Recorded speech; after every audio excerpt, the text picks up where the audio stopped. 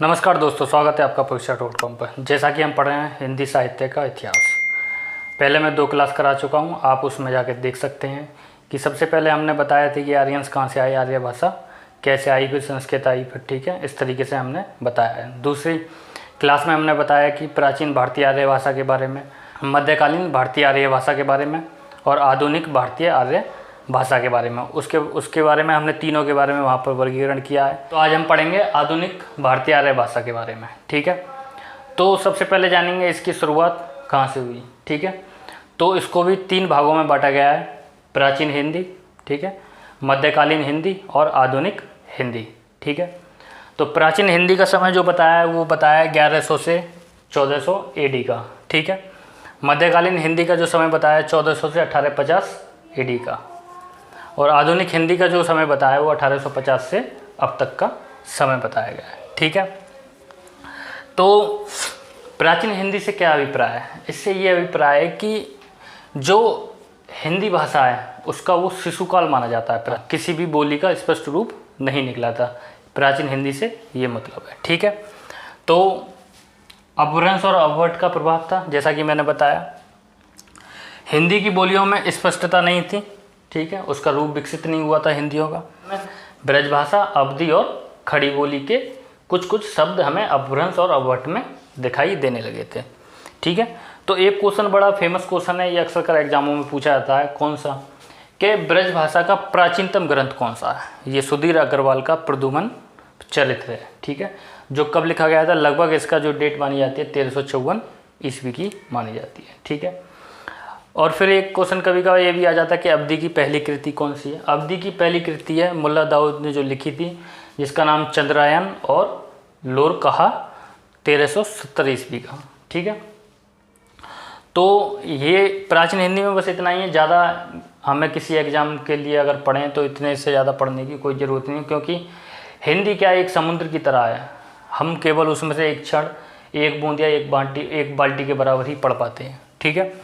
तो मध्यकालीन हिंदी के बारे में जानेंगे। मध्यकालीन हिंदी का जो समय 1400 से 1850 AD का समय, इस समय हिंदी की कुछ बोलियों का स्पष्ट रूप दिखाई देने लगा था, जैसे ब्रजभाषा का, अवधी का, खड़ी बोली का, क्योंकि इन तीनों का रूप हमें प्राचीन हिंदी में कुछ शब्द दिखने लगे थे। तो वहाँ स्पष्ट रूप नहीं था, यहाँ क्या स्पष्ट रूप आ जाएगा इन तीनों का, ठीक है। एक और चीज़, ब्रजभाषा साहित्य में जो साहित्य लिखे गए ज़्यादातर वो कृष्ण भक्तों द्वारा लिखे गए या कृष्ण भक्त कवियों द्वारा लिखे गए, ठीक है। तो अभी देखेंगे उनके बारे में। ब्रजभाषा अपने समय परिनिष्ठित और उच्च कोटि की भाषा मानी जाती थी। परिनिष्ठित का मतलब होता है पूर्णतः कुशल, यानी साहित्य लिखने के लिए पूर्णतः वह उस समय की कुशल बोली या भाषा थी, ठीक है।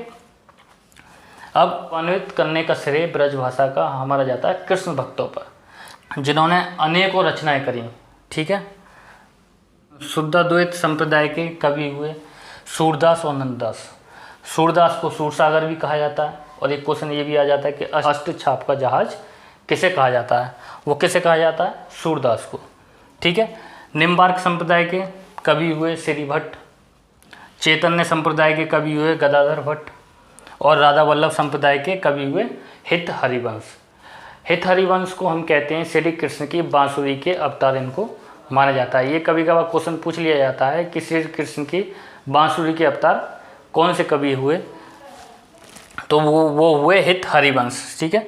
और कुछ संप्रदाय निरपेक्ष कवि थे, जो किसी संप्रदाय से बिलोंग नहीं करते थे, किसी संप्रदाय को नहीं मानते थे, लेकिन सब में उनकी आस्था थी। ऐसा नहीं था कि और संप्रदायों का वो विरोध करें। तो उसमें सबसे फेमस कवि हुए रसखान, मीराबाई, ठीक है, और बहुत सारे थे। इनके बारे में हम जब अपभ्रंश साहित्य के से शुरुआत करेंगे हम साहित्य की, उसके बाद हम हिंदी साहित्य पर जाएंगे, तब सबके बारे में डिटेल में पढ़ेंगे, ठीक है। ये केवल एक ओवरव्यू है, ठीक है। उसके बाद चलते हैं हम आधुनिक हिंदी में। आधुनिक हिंदी का समय हम जैसा कि हम जानते हैं 1850 से अब तक का समय कहलाता है। हिंदी साहित्य का सर्वश्रेष्ठ युग किसे माना जाता है? आधुनिक हिंदी को माना जाता है, ठीक है। इसमें गद्य पद्य की रचनाएं होने लगी। गद्य यानी आप देखेंगे तो जिसमें कहानी वगैरह, जीवनी वगैरह, पत्र वगैरह, निबंध वगैरह, ये सब किस में आते हैं? गद्य में आते हैं। पद्य में गाने, गीत वगैरह, श्लोक विलोक, ये सब किस में आते हैं? पद्य में आते हैं, ठीक है। तो इसमें कुछ प्रमुख रचनाकार, इनके बारे में हम बाद में पढ़ेंगे। अभी जैसे जान लेते हैं भारतेंदु हरिश्चंद्र, बाबू अयोध्या प्रसाद खत्री, अयोध्या सिंह उपाध्याय, हरिऔध।